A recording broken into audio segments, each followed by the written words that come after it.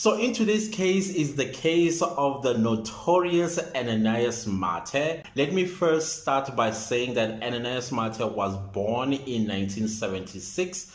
Unfortunately, I tried to hunt down his date of birth, but the only thing that I get is he was born in December of 1976 or something of that nature. So here's a little background about Ananias Mate. Ananias Mate, like I said, he hails from Mozambique.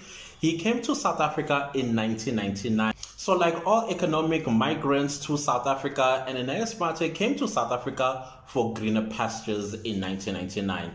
The moment Ananias Mate landed in South Africa, he started committing a series of crimes, particularly house break-ins. So between the time Ananias Mate came to South Africa in 1999 to 2002, he has not committed any violent crimes against his victims. So he would just simply break into your house and steal valuables that he believes would help his cause in whatever it was, in order to make a living and send some money back home. I also found out that Ananias Mate worked as a member of the Mozambique Defense Armed Force, and later on it turned out that it was not necessarily true, but there was something really strange about the way he conducted his crimes. He did seem to be a person who has some sort of specialized training, which we are going to get to at a later stage when the prison officials basically describes who Ananias Mate according to what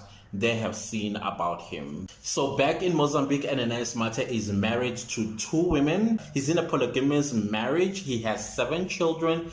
So one of the things that kind of confused me when I was looking into his background, they say he has 7 children and 2 grandchildren. Now, how old was he when he became a grandparent at this point? Because as far as I could tell, he was in his early 30s, either 31 or 32, the latest 33, and he was already a grandfather of 2 kids. So Ananias Mate lived a completely different life when he was in Mozambique in the presence of his wife and also people that know him, because they describe him as a man of principle, quiet, secretive, as well as very kind. He loved his children as well as his wives, and everybody around him also respected and loved him. He was never an intimidating man. You could have knocked a person with a feather if you said Ananias Mate was violent. That is how nice of a person he was. Furthermore, they say Ananias Mate never touched cigarettes, alcohol, or even drugs for that matter. So what triggered him into becoming the man that we know him today? Nobody knows. Oh, before I forget, he also was a devoted churchgoer. And he used to send about 100 rand to his family every single month back in 1999. And according to the Mozambican Metallical, it was around 150,000 Metallical, I suppose. From what I could gather, that means 100 rand back then could indeed take care of a family of about 9 to 11 people. And today, 100 rand means absolutely nothing. You can only get about literally 2 or 3 items in today's times, because food has become seriously expensive here in South Africa, I suppose elsewhere in the world as well. So let's get into Ananias Mate's criminal activity or criminal life here in South Africa. So before we get to that point, Ananias Mate every single December, like most economic immigrants to South Africa, will go home in December for the December holidays and to be with their families. They will return in January, just like Ananias Mate returns to South Africa every single January. So remember, Ananias Mate has not been violent or had any violent tendency from the time he arrived here in South Africa in 1999 to 2002. So on the 29th of August 1999, freshly off the boat, Ananias Mate goes and breaks into the house of Diane and Alban Hirsch's house, where he steals the family music system as well as the family car. So upon realizing that he has broken into a house, stole a car, and still did not get caught, he then continues to break into more houses. So it is said that Ananias Mate, whenever he went to break into homes, he would carry on his right hand a pistol and on his left hand a torch. The reason why he did that is that when he breaks into a house, and he comes across the victims in the house. He will blind them with the torch, and then he will point a gun against their head, and then he will instruct them exactly what to do. Mr. Mate's modus operandi, or MO, was to break into homes during the course of the night, either in the wee hours of the morning of 1 a.m. or 5 a.m. or any time in between that, because he knows that his victims are asleep. The funny part as well, that I could not really understand why he would break into homes of people that are already in the house. If the whole point was to steal items or valuables from these homes, why couldn't he break in during the day when nobody was at home? I discovered that he would study the homes of his victims, and he needed to make sure that the victim either lived alone, it was a woman, as well as the person was white. I don't know why he was targeting white people. My assumption is that he may have thought, or maybe he was told, that white people in South Africa are wealthy, and then those are the only people you should target. Or whether his crimes were racially motivated, I don't know. Like, there are some people, thieves, who believe that you should not steal from your own race, or rather steal from other races or things of that nature. Guys, I don't know, but I'm just assuming why he was targeting white people, particularly white females. And he also made sure that the places or the houses that he broke into were in affluent suburb of Gauteng. Oh, the last thing that I forgot to mention was that Ananias Mate also carried with him poisoned meat in case the homes that he would break into have dogs. Remember, he would study the house to check if the house has any animals that may disturb him while he breaks into the house, because he did not want his victim to be startled and woken up by the dogs keep on barking. So he would just throw a poisoned meat at the dogs, and then they would eat and die, and then he would be able to enter the house undetected. So Ananias Mate's first violent crime was when he broke into the house of Tracy Jacobson Gilbert's house, and Tracy was in her bedroom with her son, and when she woke up, she was blinded by the torch. Remember, he would carry a torch. He blinded her with the torch while she was still disoriented from waking up, and then he pointed a gun at her head and told her what he was going to do to her. Basically, he was telling her that I am going to rape you, and do not shout, don't cry, don't do anything stupid that will make me to shoot you. So while Ananias Mate was busy undressing, basically unzipping his pants, Tracy decided to fight off Ananias Mate.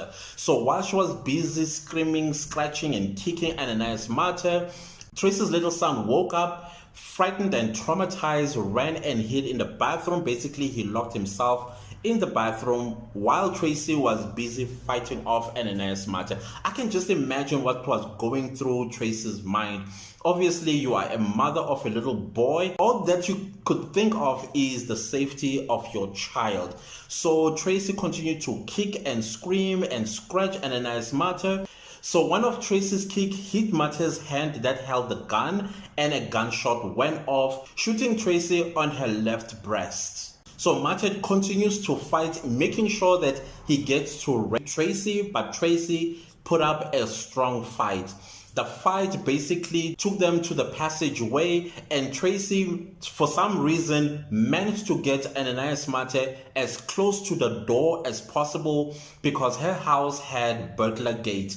Burglar gate basically is security gate here in South Africa. Most houses have burglar gates. So basically, we are all gated homes here in South Africa. So you're going to have high walls with gates, and then if you come into the yard, our home doors as well as windows are all burglar gated, so to kind of like keep away people like Ananias Mate from breaking into our homes. So eventually Tracy managed to get Ananias Mate pushed out of the house, and she shut the burglar gate. So while she shut the burglar gate, she locked it, and as she was trying to shut the door, Ananias Mate shoots 2 more shots at Tracy, which hits Tracy on her left lung as well as on her shoulder. Tracy, at this point in time, still has no idea that she had been shot the first time. At this point, she already has 2 bullets launched in her body, one on her left breast, one on her left lung, and another one on her shoulder. She had no idea that she was shot.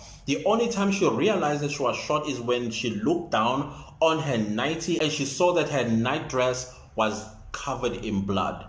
At this point in time, she calls the police and the ambulance. They take her to the hospital. They do emergency operation on her to remove the bullets. Unfortunately, the bullet that was launched on her left lung was too close to her spinal cord, and as a result, the doctors decided to leave that bullet alone. To this very day, Tracy lives with a bullet launched close to her spinal cord on her left lung. The thing that really got me was the fact that when Tracy managed to push Mate outside, she locked the burglar gate. Mate shouted at her, telling her what she was doing was wrong. It was not right of her to shut the burglar gate at him. Like, who does that? And you're telling them that by kicking and screaming and defending themselves, they are doing something wrong?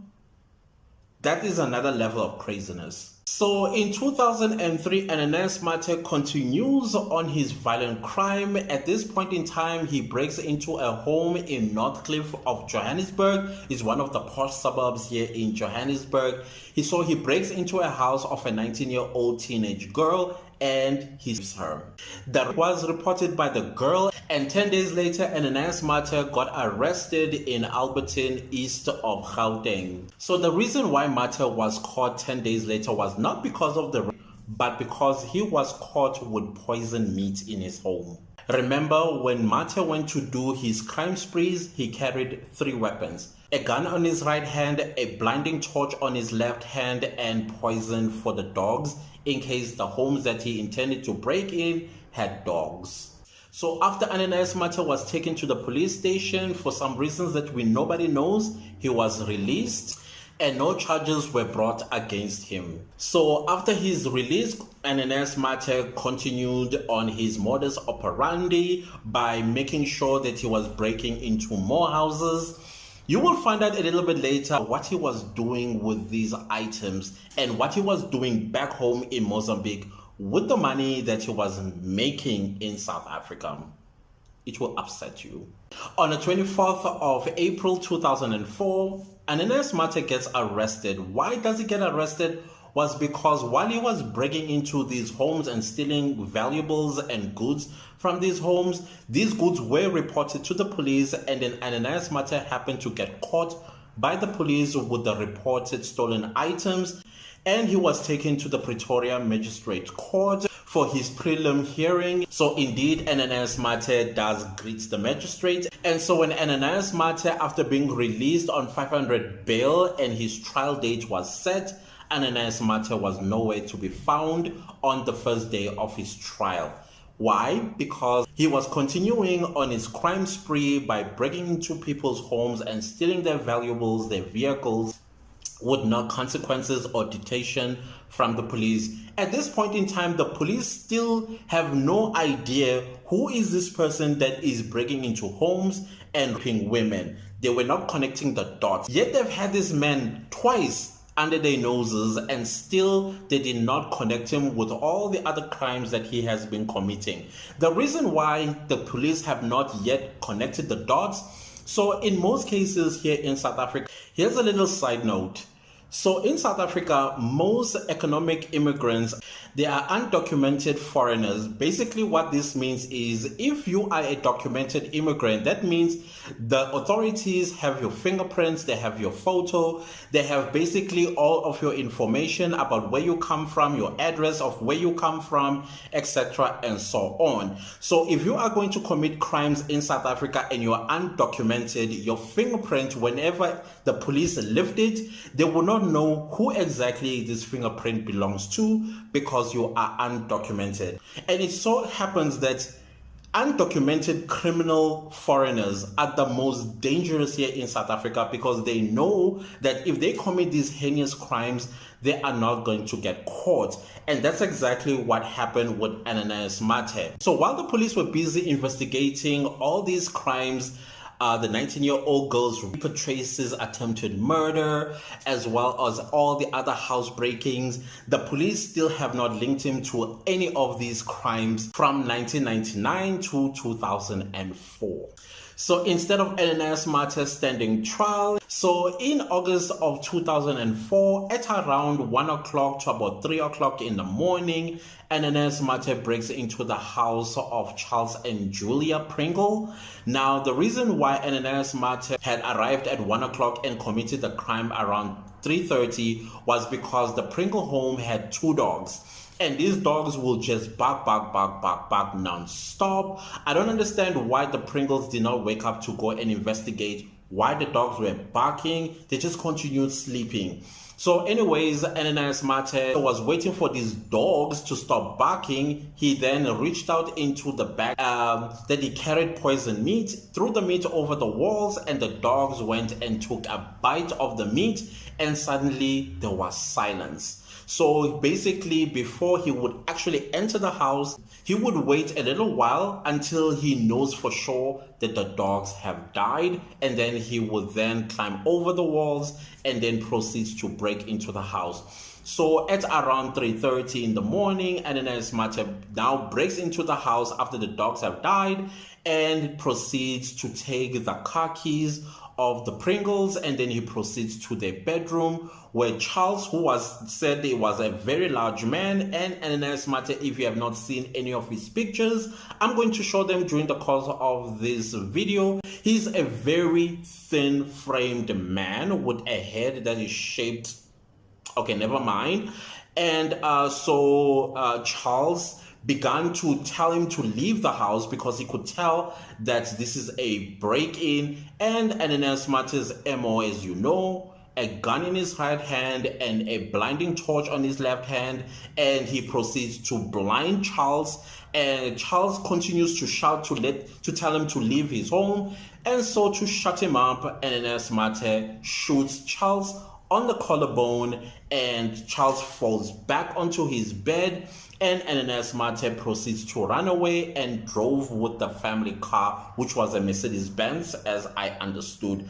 And when Ananias Mate drove from the Pringles home, he drove to Parkhurst, another posh suburb of Johannesburg, where he gets and break into the house of a 20-year-old woman. He unfortunately and steals her goods, and then he drives a little bit down the road and does the same thing, break into the house, steal their valuables, and then he proceeded to drive to Pretoria. So of course Charles got up out of the bed, ran after Mate, and when he got to the yard, he saw both of his dogs have unfortunately died.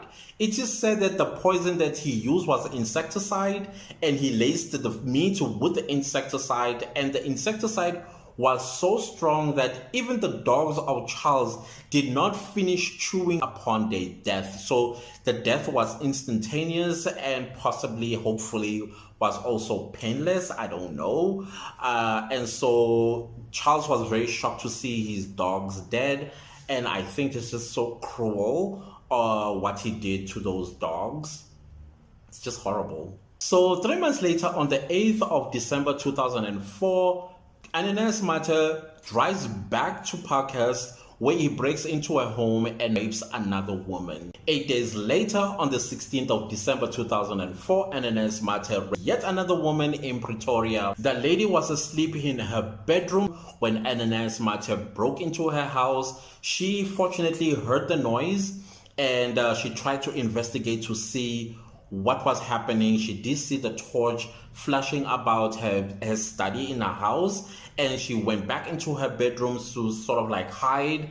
And unfortunately, Ananias Mate must have heard her. He opened the door and realized that she was there, and she was wearing her nightie. Ananias Mate proceeded to take her hairdryer, used the cord to tie up her feet, told her to shut up, don't say anything. On her bedside, Heidi is her name, had a stereo. She had an electrical stereo, I suppose, to listen to news or radio while she falls asleep at night, something that I also do sometimes.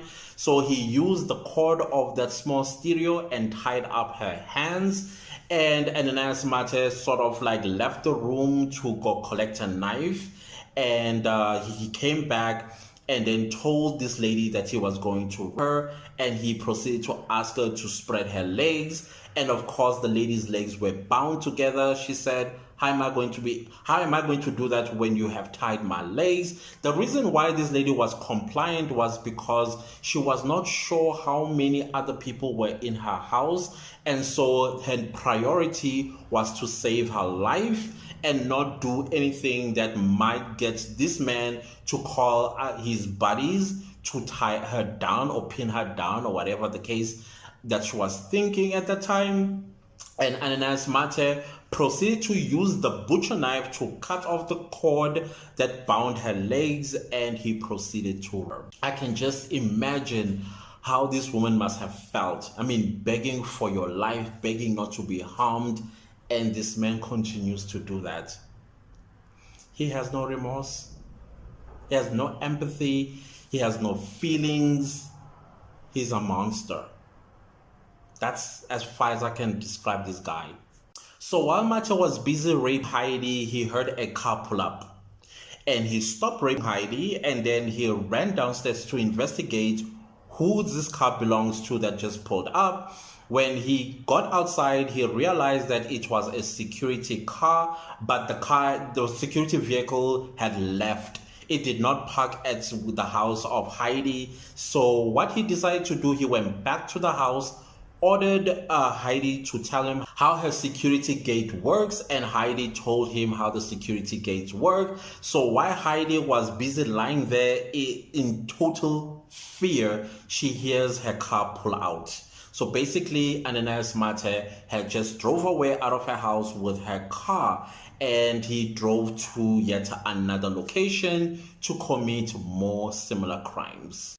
So of course, Heidi does report the entire ordeal, and that is when the police realize that they have a serial rapist on their hands and they need to catch him as soon as possible before he did more damage to more women. So while they were busy investigating Heidi's house, they find one fingerprint on a light bulb which belonged to Ananias Mate. So remember, every crime scene that the police get to, they do lift fingerprints, and they realize the fingerprints that they have been lifting in all the other homes that have been broken into belong to the same person, and therefore that is why they announced him as a serial rapist and warned every woman in South Africa, particularly in Gauteng, to ensure that they are protected. They close their doors, windows, and make sure they don't allow anybody into their homes. So when Ananias Mate heard of these announcements,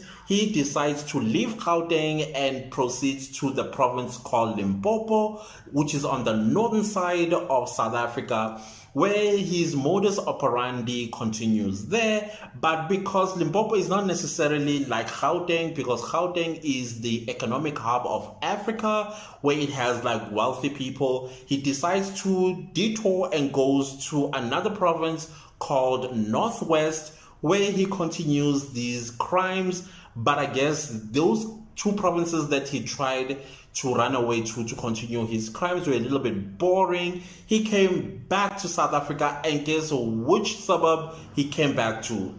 Yep, you guessed it right, Parktown. For some reason, Ananias Mate and Parktown are like buddies, and he decided to go back to Parktown to commit more of these crimes that he's been committing. Unfortunately, at this point in time, Ananias Mate was a violent man. So remember I said earlier that most economic migrants to South Africa are undocumented. So the fingerprint that they lifted at Heidi's house, the fingerprint led them to a man called Khoza. And when they realized that actually that is not the man who committed these crimes, because his fingerprint were different from that of the ones that they've been getting in these houses where they lift fingerprints at the crime scene.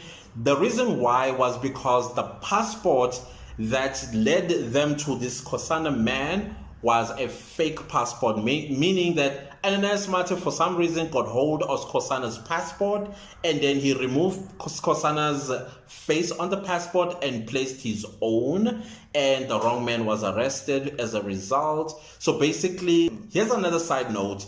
Most undocumented immigrants here in South Africa will steal South Africans' identity documents. They will basically remove the picture of a South African and place their own, either on the green ID book, which we got as our identification, or on a South African citizen's passport. So if he commits crime, guess who gets arrested? Me. Because my details are on my identification documents. So until I am able to prove beyond a reasonable doubt that I'm not the one that committed that crime, unfortunately, many South Africans have actually found themselves incarcerated and convicted for crimes they did not commit, but being committed by undocumented foreigners. So on the 31st of January 2005, Ananias Mate gets arrested in Kensington. Though he was asleep with a woman in his hideout, so a person or an informant informed the police of Ananias Mate's whereabouts,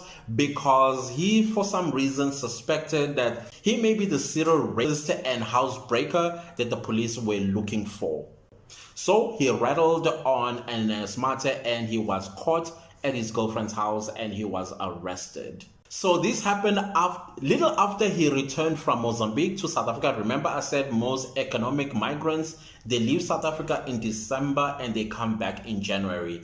So Ananias Mate had gone home for the December holidays, came back in January. On the 31st of January 2005, he gets arrested because he was snitched on, and he was taken to the Johannesburg Central Police Station. At the Johannesburg Central Police Station, it is almost like a semi-maximum prison, but not necessarily one. If you know anything about South African history, you would know that the Johannesburg Central Police Station was where most of the political prisoners' torture would take place. Basically, they would even throw political prisoners from the 10th floor and they would torture them with electric shocks and all that sort of horrible things. If you can just read about this police station, you'll be shocked.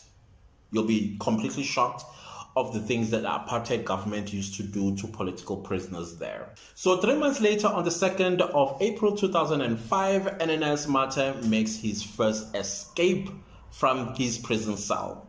So basically what he did, he broke the bars of his heating system as well as the legs of his bed and broke through the window of his prison cell. And he then, from that point, he started creating a rope from his bedding as well as his clothing, and he threw the rope over the window and he climbed down. Then he climbed down. Again, if you look at the Johannesburg Central Police Station, it's basically a multiple story building. I think it's about 12 floors or something of that nature. And I think the prison cells are somewhere around the 10th, 11th or 12th floor. So he basically created a rope from his bedding to basically climb down using that. So as Ananias Mate begins to climb down, he stopped halfway and he wrote on the window or on the wall of the police station, FU, basically a message that he left for the police officers or the prison warders or whatever the case was. He wrote FU and then he climbed down and then he disappeared into the crowds of Johannesburg. So after Ananias Mate successfully escapes from almost a C-Max prison, he continues on his crime spree. Basically, he continues on his modus operandi, breaking into people's homes, stealing their valuables, their cars, and more women, and proceeds on to his next victims. Fortunately, in November of 2005, Ananias Mate finally gets arrested. So if you've been paying attention throughout this story, you would note that Ananias Mate still has not had his day in court, meaning he still has not stood trial yet for all the crimes that he's been committed to this point. So Ananias Mate was linked to another rape that happened in Germiston. This one was so sadistic, I think, because when he broke into this house, he broke into a house of a girlfriend and a boyfriend, and he did his modus operandi by blinding the people with the torch and pointing the gun at their heads. So with this rape, he made the boyfriend of his victim watch while he was raping the woman. Who does that? So the poor guy was paralyzed with fear because Ananias Mate was pointing a gun at him while he was busy with his girlfriend. The fortunate part about the man was that he could clearly see Ananias Mate, and he was able to describe him to the police, how he looked like, that he was a skinny man, very small framed, a little bit small in size as well, and had a big head. So on the 6th of April 2006, Ananias Mate is taken to CMAX prison in Pretoria. This is a maximum prison where no prisoner has ever escaped from CMAX. From the time it was built back in the apartheid days, the CMAX in Pretoria is built in such a way that it's impossible to escape from. You will find out how Ananias Mate managed to actually escape, and he remains to this very day to be the only man to escape from an inescapable prison in South Africa. So while Ananias Mate was in the CMAX prison in Pretoria, he attempted to escape. Unfortunately, his escape was unsuccessful because he got caught. Duh, is CMAX. So I thought. So 7 months later, on the 18th of November 2006, Ananias Mate makes yet a second escape from CMAX prison in Pretoria, and this time he is successful. How did he do it? He took off all of his clothes and he was butt naked, and he smeared Vaseline or petroleum jelly all over his body to lubricate his body so that he's able to slid through the bars and make his escape. So let me give a justifiable description of how the CMAX prison looked like. So you have a CMAX prison. Number one, the prisoner is shackled both hands and both feet at all times, 24 hours a day. They are shackled both hands and feet, okay? And then they have a tiny little window that is a little bit higher up on their cell, and it is in 20 by 60 centimeter, meaning that it's really, really tiny for you to get through it. But Ananias Mate, because he smeared Vaseline or petroleum jelly all over his body, he managed to slid through that window and through the iron bars, which were also 60 by 20 centimeter in measurement.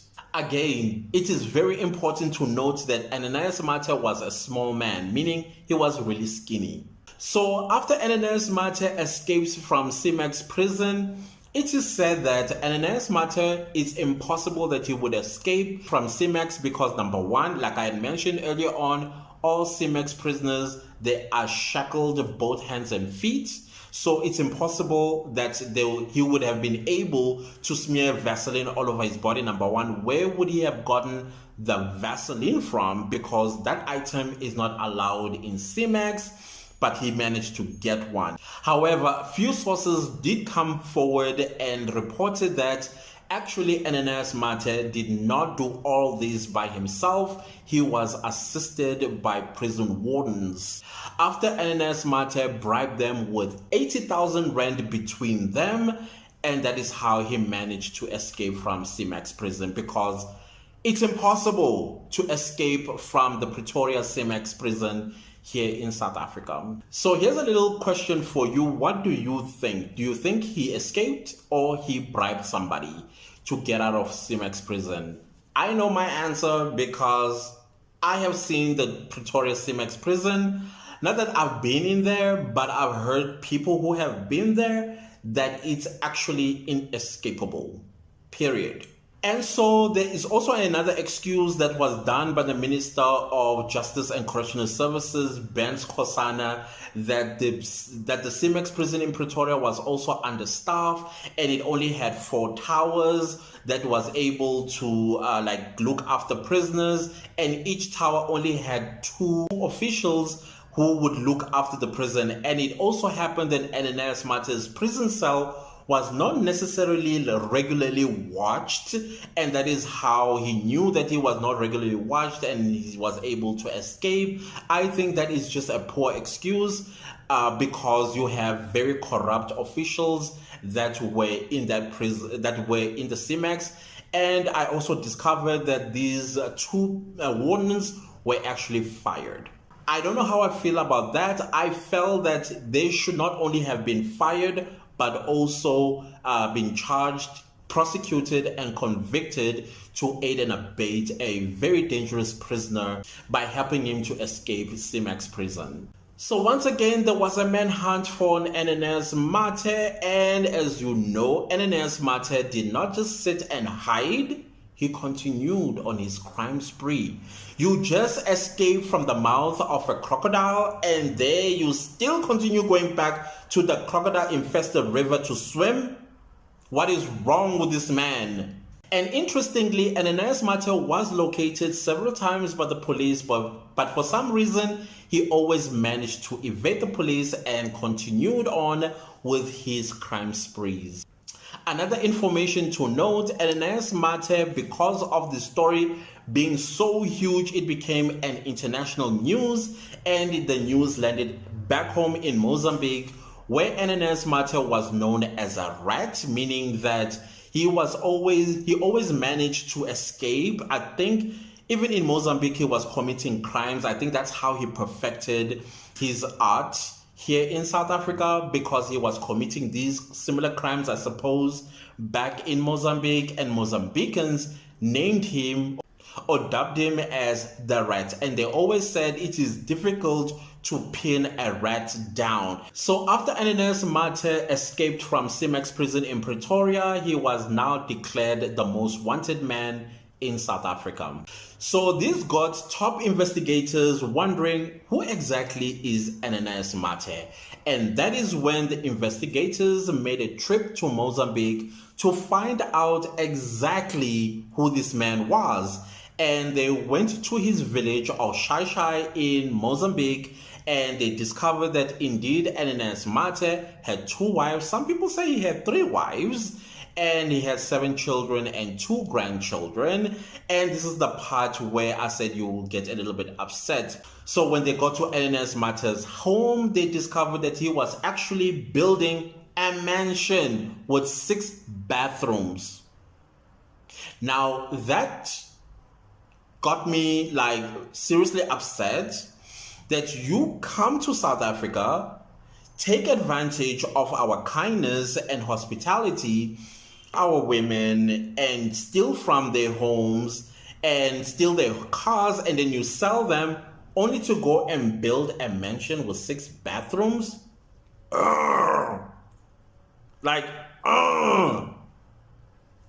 That's just how I felt when I read that. Like, you want to live in a mansion, and in order for you to live in a mansion, you go and you commit heinous crimes in another land? No. I don't have a mansion, but I make sure that every single morning I wake up and go and earn an honest living. Who knows, I may get so lucky someday that I will actually be able to make millions of rands and build my own mansion. Like, clean money, no committed, no house breaking, no stealing of other people's valuables, nothing, by hard work. Ananias Mate. Interestingly, when the investigators also approached the Mozambican police and they started speaking about Ananias Mate, they discovered that the police were actually becoming extremely hostile towards the investigators, because for some reason people say that the Mozambican police were in Ananias Mate's pocket. So meaning that whenever Ananias Mate committed crimes in Mozambique, the police would take bribes from him to make sure that his criminal activities are basically swept under the carpet. And so they lived through Ananias Mate, and they were very upset to hear that he was being investigated. Some Mozambican police even went as far as shouting at the investigators, telling them that this is not South Africa. Go away, get away from Mozambique if you don't want to see something happening to you. So these are the Mozambican police basically threatening South African police when the South African police actually wanted to know more about Ananias Mate.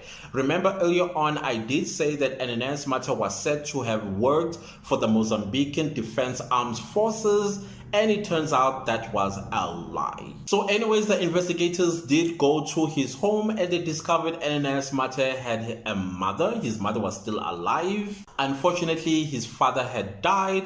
He also had a brother whom we're not quite sure if he was alive or not alive, because he was also taking care of his brother's children. So he had his own 7 children and 2 grandchildren, and on top of that, he was also taking care of his brother's children as well. So we don't know why he was taking care of his brother's children. Maybe he's unemployed, or he is incapable of, or maybe he's also dead. We don't know. Nothing is said about his brother. So on the 4th of December 2006, Ananias Mate commits his last crime. He breaks into the house of Cameron Michael John. Cameron Michael John was in the house with her daughter. At 5:50 a.m., Ananias Mate breaks into the house and discovered this woman and her daughter. So he orders the woman to do what he has been doing to all the other women. So with all the commotions that were happening in the house, Cameron's daughter wakes up and realizes that they have been invaded. And Ananias Mate orders her to go lie down and face down if she does not want to get harmed. And the daughter does exactly that.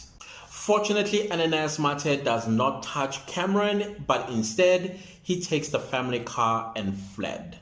So while he was fleeing, Cameron's car was fitted with a tracker or a GPS system, and she calls the GPS or the tracker company called Netstar or something of that nature. And the Netstar company basically started tracking the car, and they found that the car was stuck in Johannesburg, very heavy traffic, and a chopper was sent out to basically circulate the car, which they did. Upon realizing that there was a chopper circulating him, Ananias Mate decided to flee on foot into an informal settlement, and the 2 security guards from the Netstar company started chasing Ananias Mate on a van while Ananias Mate was on foot, and he disappeared into the informal settlement nearby.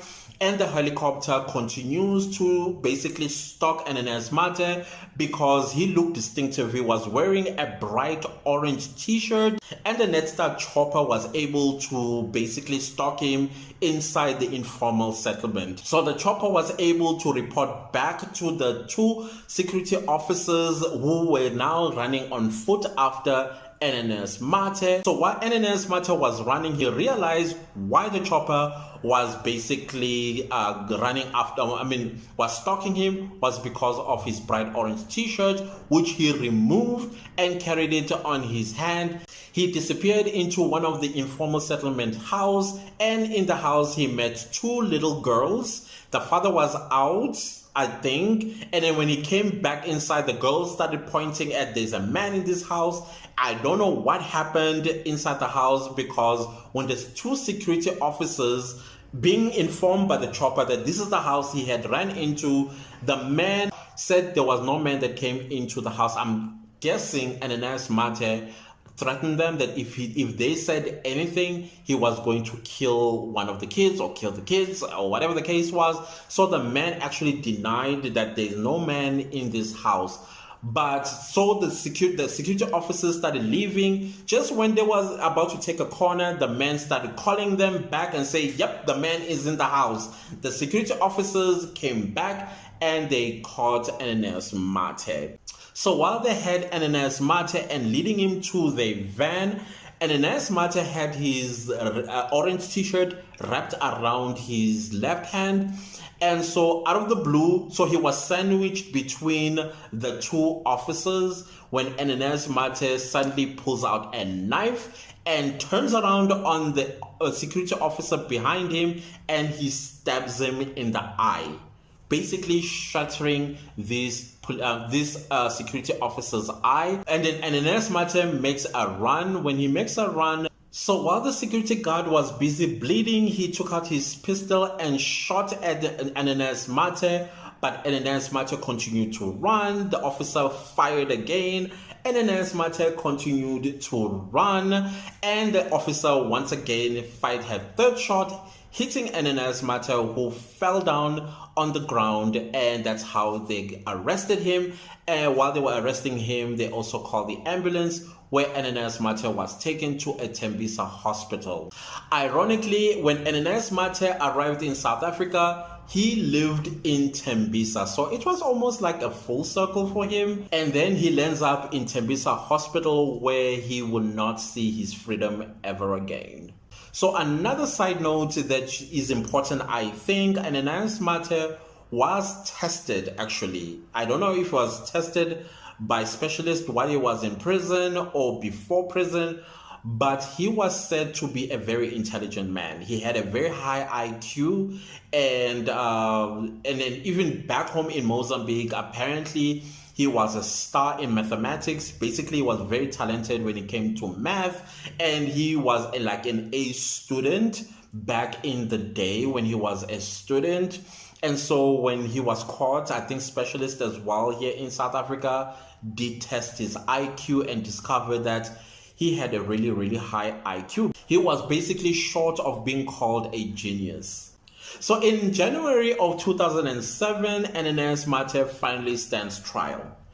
Now, it is said that it was very difficult to look after Ananias Mate while he was being transported from the CMAX prison to his trial in Johannesburg High Court. It is said that he was always surrounded by police with heavy machine guns.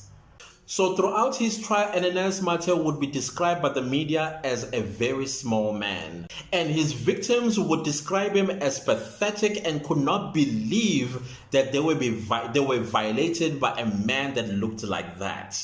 And this is where I actually get confused once again, because during his trial, it was discovered that Ananias Mate had military training. So how is it possible that he has military training, and it was said that he was working for the Mozambican armed force, and yet the investigators found that actually that was not true. But at trial, he was discovered that he had some military training. So during his trial as well, Ananias Mate was described, let me read it to you.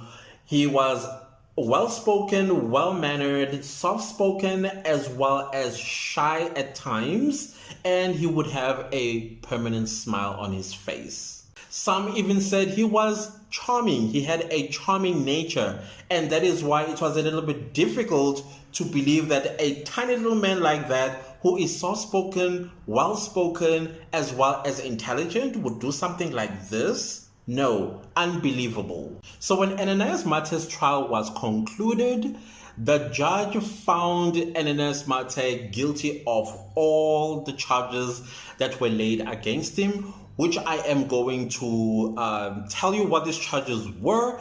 And he was convicted to over 400 years imprisonment.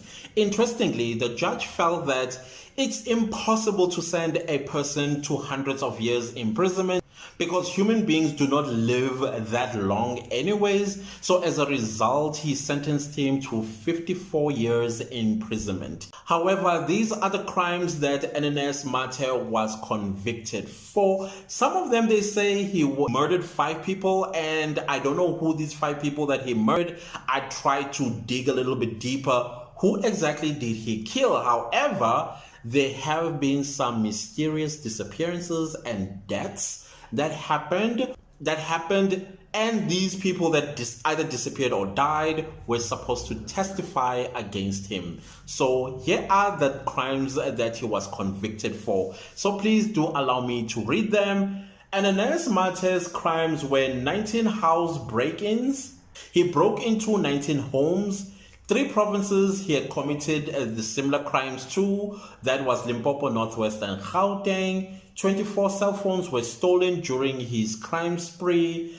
13 number of dogs that he had killed by poisoning them. 7 number of women Mate raped during his crime spree. 3 number of people Mate shot after breaking into their homes, basically 3 attempted murders. 64 number of charges for which he was convicted for. 2 number of police officers who were supposed to testify against him mysteriously died. 2 number of witnesses also mysteriously disappeared that were supposed to testify against him. 146 exhibits that were presented in court during his trial. 150 number of people testified against Ananias Mate, and 54 number of years he was set to serve behind bars. And interestingly, I did do a little bit more reading because I was interested after he got convicted and sentenced to prison. Did he ever try to escape again? And the Houdini of CMAX, indeed, in 2013, while he was serving in yet another inescapable CMAX prison in South Africa, located somewhere in KZN, a place called Kokstad, he did try to escape. Basically, he tried to break into a wall. Unfortunately, he managed to break a sink. As a result, he was caught by a prison guard.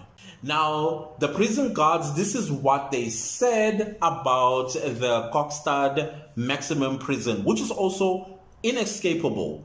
So Ananias Mate was taken to 2 CMAX prison, one in Pretoria and the second one in Kokstad, somewhere between Eastern Cape and KwaZulu-Natal.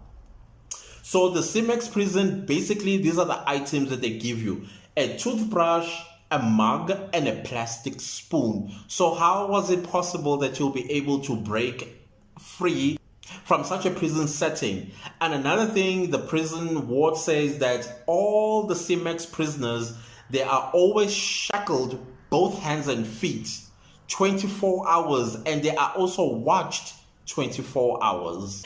And then again in 2016, that's 3 years later, Ananias Mate tried again to escape from the Kokstad CMAX prison by trying to chisel his way out of prison. Fortunately, once again, he was caught and put back in prison. So the prison guards were interviewed and they said something about Ananias Mate, and they said, and I quote, Ananias Mate appeared to have had high-level training.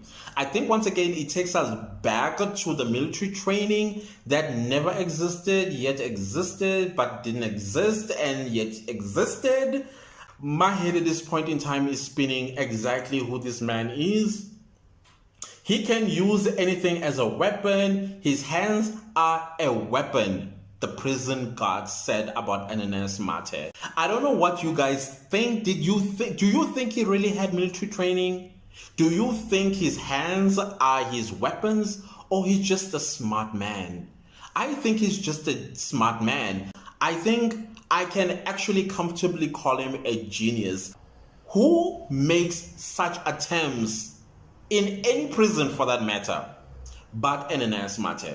He's got gall, definitely has balls, and he has the brains to also do it, and also money to bribe some prison wardens. So while Ananias Mate was serving his prison sentence in Kokstad CMAX prison, he unfortunately started to suffer from digestive problems, and he started looking frail and very ill looking, and as a result the prison did not believe that Ananias Mate was ill. They thought it was one of his plans to escape if they took him to a hospital for treatment. And a month later, on the 27th of December 2016, Ananias Mate died at the age of 41. Again, a 41-year-old grandfather Interesting. So Ananias Mate died at the King Edward VIII Hospital in Durban. Well, some people unfortunately do not believe that Ananias Mate actually died. They think he did escape eventually. And the Correctional Services in South Africa feels a little bit embarrassed to actually tell South Africans that he has escaped because of whatever failures they may be experiencing. And they thought the only thing that South Africans would believe is that he fell ill and died. I don't know what you think at home. Please do comment down below and let me know if you think Ananias Mate did die or he actually managed to do the impossible and escape yet from another CIMAX prison that is inescapable. So that is it, guys, about Ananias Mate, the notorious Houdini, as he was also dubbed as. Houdini of CIMAX prison. I'm definitely going to see you again in my next video, where again we'll be talking true crime.